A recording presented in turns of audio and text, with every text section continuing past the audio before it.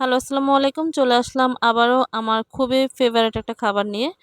কার কেমন লাগবে জানি না, তবে আমার খুবই ভালো লাগে। আমি এই মাছ ভাজাটা, সাথে রসুন ভাজা। তো এখানে হচ্ছে আমি মাছগুলো ম্যারিনেট করে রেখে দেই।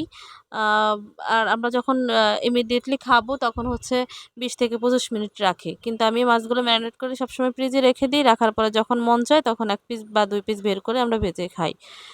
তো আমি এখানে দিয়ে দিলাম হচ্ছে লবণ, দিয়ে দিলাম হচ্ছে একটু রসুন বাটা পরিমাণ মতো, যে যতগুলো মাছ নিবেন, দিয়ে দিলাম আদা বাটা, দিয়ে দিলাম হলুদের গুঁড়া, ইভেন দিয়ে দিলাম হচ্ছে মরিচের গুঁড়া।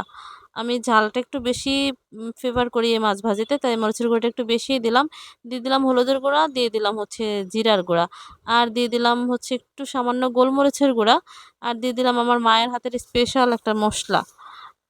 আর দিয়ে দিলাম লেবুর রস। লেবুর রসটা এই মাছ ভাজির মধ্যে অবশ্যই দিবেন, তাহলে খেতে অন্যরকম একটা টেস্ট লাগবে। দিয়ে দিলাম হচ্ছে আমি এখানে একটু সয়া সস। সয়া সসটা দিয়ে দিলাম। আমার কাছে ভালোই লাগে সয়া সসটা দিলে। আমি কর্নফ্লাওয়ারটা দিয়েছি। আপনারা এটা এভয়েড করতে পারেন, আবার দিতেও পারেন। দেওয়ার পরে এই যে ভালো করে ম্যারিনেট করে নেব। এই ম্যারিনেটটা করে আমি প্রায় ২০ থেকে ২৫ মিনিট ওইদিন রেখে দিয়েছি। আ রাখার পরে আমি মাছ ভাজবো। কিন্তু আমরা সবসময়ের জন্য এটা এভাবে করে রেখে দেই। পরবর্তীতে যখন ইচ্ছে হয় তখন হচ্ছে ১ পিস ডিপ থেকে নামিয়ে তারপর হচ্ছে ভাজি করি।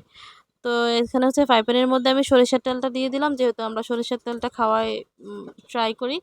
তো এখানে সরিষার তেলটা দেওয়ার পরে সরিষার তেল দিয়ে মাছ, মাংস এগুলো ভাজলে আমার কাছে খুবই ভালো লাগে। তো এই যে মাছগুলো দিয়ে দিলাম, দেখেন কালারটা অনেক সুন্দর আসছে। এখানে আস্তে আস্তে মাছগুলো ভেজে নেব। আর আমার ভিডিওগুলো কেমন লাগে অবশ্যই জানাবেন, কমেন্টস করবেন। আম একটু লাভ লাইক দিবেন, আর পারলে টুক করে একটু শেয়ার দিবেন, আর পারলে আমার পেজটাকে ফলো দিবেন। তো এই যে দেখেন মাছগুলো অনেক সুন্দর করে ভাজা হয়েছে। একটু আস্তে আস্তে অল্প মিডিয়াম আছে মাছগুলো ভাজতে হবে। আমি দিয়ে দিলাম হচ্ছে এখানে কয়েক কোষ রসুন, যেটা আমাদের শরীরের জন্য খুবই উপকারী।